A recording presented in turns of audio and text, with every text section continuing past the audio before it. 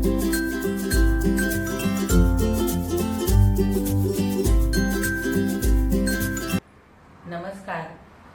प्रेमिलाच रेसिपीमध्ये तुमचं सर्वांचं खूप खूप खूप स्वागत। आज आपल्याला आषाढ स्पेशल रेसिपीमध्ये लाल भोपळ्याचे मस्त असे तिखट घारगे तयार करायचे। हे घारगे आतून मऊ वरून छान असे खुसखुशीत होतात, खायला पण खूपच भारी लागतात। जर तुम्हाला कुठे प्रवासाला जायचं असेल तर तुम्ही लाल भोपळ्याचे घारगे बनवून नेऊ शकता, 5-6 दिवस आरामात टिकतात। तर लाल भोपळ्याचे घारगे तयार करण्यासाठी साहित्य काय काय लागणार आहे आणि ते कसे तयार करायचे हे बघण्यासाठी लगेचच किचन मध्ये जाऊयात। जर माझ्या रेसिपीज तुम्हाला बघायला आवडत असतील तर एक लाईक जरूर करा आणि जे कोणी आता माझ्या रेसिपीज नव्याने बघत आहेत त्यांनी माझ्या चॅनेलला जरूर सबस्क्राईब सुद्धा करा। चॅनेलला सबस्क्राईब करण्यासाठी बेल आयकॉन प्रेस करा, म्हणजे माझ्या नवीन रेसिपीचं नोटिफिकेशन तुम्हाला लगेचच मिळेल आणि माझी नवीन रेसिपी लगेचच तुम्हाला बघता सुद्धा येईल। तर आता वेळ न घालवता आपण आपल्या रेसिपीला लगेचच सुरुवात करूया। आता आपल्याला लाल भोपळ्याचे मस्त असे खुसखुशीत तिखट घारगे तयार करायचे। तर आपण आधी साहित्य बघूया काय काय घेतलंय ते। इथे मी 2 कप गव्हाचं पीठ घेतलंय, 3 चमचे बेसन पीठ, 3 चमचे तांदळाचं पीठ, 10-12 लसूण पाकळ्या, पाव चमचा हळद, 1 चमचा पांढरे तीळ, पाव चमचा ओवा, अर्धा चमचा जिरे, अर्धा चमचा धने, 5-6 हिरव्या मिरच्यांचे तुकडे, थोडंसं आलं, थोडीशी कोथिंबीर स्वच्छ धुवून बारीक चिरून घेतले। इथे मी पाव किलो लाल भोपळा घेतलाय आणि इथे चवीनुसार मीठ घेतलेलं। तर सगळ्यात आधी काय करायचंय ते बघूया। सगळ्यात आधी लाल भोपळ्याच्या आपल्याला बिया काढून घ्यायच्या। भोपळ्याची साल काढून आपल्याला बारीक बारीक आता तुकडे करून घ्यायचे। सगळी साल अशी काढून घेऊया। हे बघा, भोपळ्याची सगळी साल काढून झाली। आता आपण ह्याचे मोठे मोठे तुकडे करून घेऊया।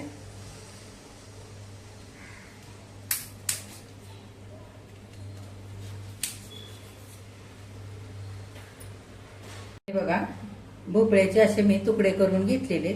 आता हा भोपळा आपल्याला शिजवून घ्यायचा आहे। तर मी ते कुकरचं भांड घेतलंय, भांड्यामध्ये आपण सगळे तुकडे घालूया।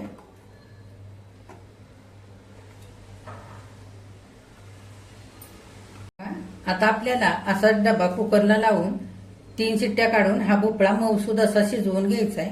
भोपळ्याची साल काढल्यानंतर भोपळा मी स्वच्छ धुवून घेतला होता आणि नंतरच ह्या फोडी मी करून घेतलेले। तर हा डबा कुकरला लावत असताना भोपळ्याच्या डब्यामध्ये अजिबात पाणी घालायचं नाही।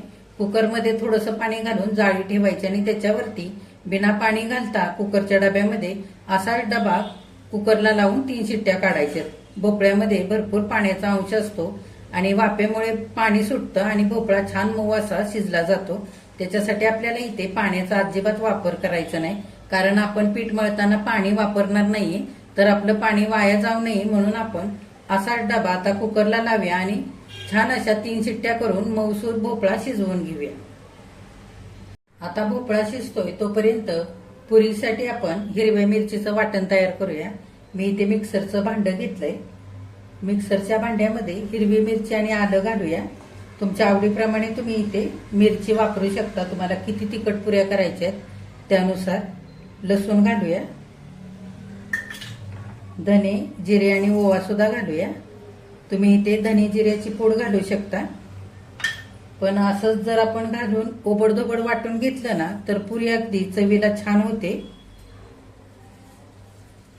त्याच्यासाठी असं आपल्याला ओबडधोबडच सगळं वाटून घ्यायचंय। ओवा आपण घालूया आणि बिना पाणी घालता छान असं ओबडधोबड हे वाटण वाटून घेऊया। हे बघा, बिना पाणी घालता मिरचीचं वाटण असं मी ओबडधोबड इथे वाटून घेतलेलं आहे। हे बघा, कुकरला लावून भोपळा छान 3 शिट्ट्या काढून शिजवून घेतलाय।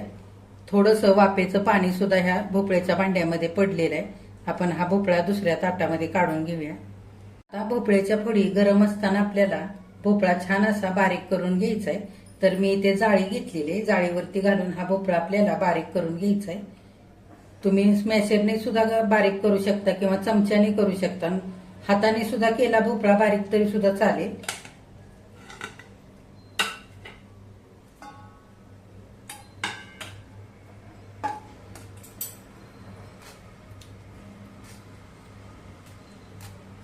हे बघा असं छान मऊसूत करून घ्यायचा, म्हणजे आपल्याला छान पीठ असं घालून ह्याच्यामध्ये मळून घेता येईल कणिक. स्मॅश केलेला भोपळा मी परातीमध्ये काढून घेतलेला आहे, छान मऊसूद असा झालेला आहे. आता आपण बेसनचं पीठ घालूया, तांदळाचं पीठ. बेसनच्या पिठाने आणि तांदळाच्या पिठाने छान गारगे मऊसूद असे खुसखुशीत होतात. आता आपण थोडीशी हळद घालूया. मी इथे पाव चमचा हळद घेतली, गारग्यांना मस्त रंग येतो. चवीकरता थोडंसं तीळ पण घालूया, छान चवीला लागतात गारगे. चवीनुसार मीठ घालूया आणि वाटून घेतलेलं हे वाटण सुद्धा घालूया. आता थोडीशी चिरून घेतलेली कोथिंबीर घालूया. आता घातलेलं सगळं साहित्य आपण हाताने एकजीव करून घेऊया. तुम्हाला जर लाल तिखट घालायचं असेल तर थोडंसं लाल तिखट सुद्धा तुम्ही इथे घालू शकता. ह्या मिश्रणामध्ये लागेल तसं आपण गव्हाचं पीठ घालून छान आता मळून घेऊया. पाण्याचा वापर इथे करायचा नाही आपल्याला. बिना पाणी घालता छान असं मळून घ्यायचंय. फार सैलही मळायचं नाही आणि फार घट्टही मळायचं नाही. आपण पुरीसाठी जसं मळतो ना त्या पद्धतीनेच मळून घ्यायचंय. आपल्याला आणखी गव्हाचं पीठ लागणार आहे. आपण लागेल तसं गव्हाचं पीठ थोडं थोडं घेऊन चांगलं घट्टसर पीठ हे मळून घेऊया. हे बघा सगळं पीठ मी असं छान मळून घेतलेलं आहे. फारही सैल मळलेलं नाही किंवा फारही घट्ट मळलेलं नाही. आपण पुऱ्या करण्यासाठी कसं पीठ मळतो तसंच इथे मी मळलेलं आहे. आता आपण थोडंसं तेल लावून घेऊया.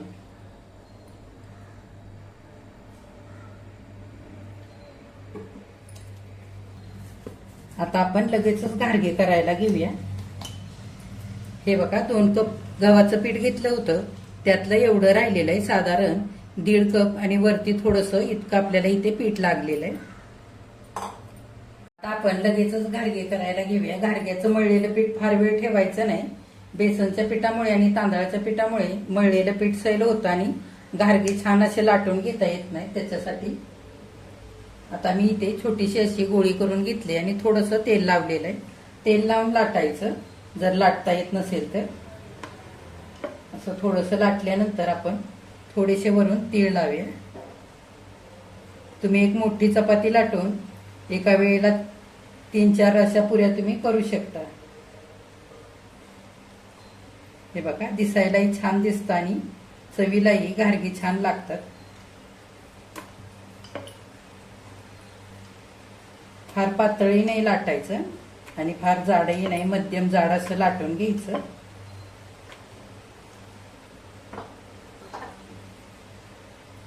हे वाटीने छान असा आकार देऊन घ्यायचा.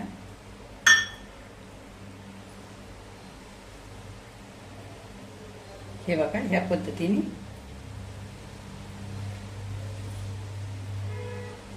आपण असे घारगे करून घेऊया. आणखी एक आपण पुरी लाटूया. हे बघा चिकटत असेल ना तर शक्यतो तेलच लावायचं, पीठ नाही लावायचं. पीठ जर लावलं ना तर घारगे तळताना तेलामध्ये पीठ सुटतं आणि तेलही खराब होतं. थोडंसं वरून लाटून घेऊया. असे छान तीळ चिकटतात. हे बघा 7-8 घारगे मी इथे करून घेतलेले. आता आपण तळून घेऊया. घारगे तळण्यासाठी तेल मी कढईमध्ये आधीच ठेवलेलं आहे गरम करण्यासाठी. तेल आता चांगलं गरम झालेलं आहे. गॅस आपण मध्यम करूया आणि घारगे तळण्यासाठी तेलामध्ये घालूया.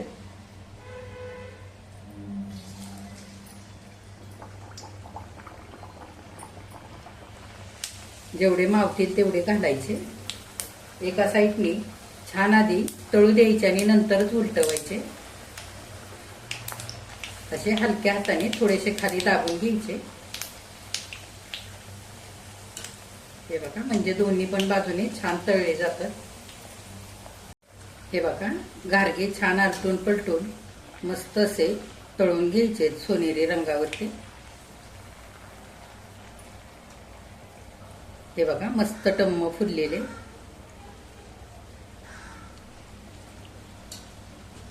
काढून घेऊया. हे बघा आता तेलामध्ये आणखी गारगे घालूया आपण तळण्यासाठी. तेलभर झालेलं आहे. आपण गारगे उलटवून घेऊया. छान अशा सोनेरी रंगावरती खरपूस तळून घ्यायचे. अगदी मोठ्या गॅसवरती सुद्धा तळायचे नाहीत, नाहीतर वरून वरून सगळे गारगे करपतात आणि आतमध्ये तसेच कच्चे राहतात. आणि अगदी बारीक गॅस करून सुद्धा गारगे तळायचे नाहीत, नाहीतर खूप तेलकट होतात गारगे. मध्यम गॅस करूनच छान खरपूस सोनेरी रंगावरती मस्त असे तळून घ्यायचे दोन्ही पण बाजूने. हे बघा छान गारगे आपले तळल्यानंतर टम्म फुगलेले काढून घेऊया आणि उरलेले सगळे गारगे असेच करून तळून घेऊया. बघा लाल भोपळ्याचे गारगे इथे करून तळून तयार झालेले आहेत. आतून मऊ वरून छान खुसखुशीत झालेत. मी तुम्हाला एक तोडून दाखवते. हे बघा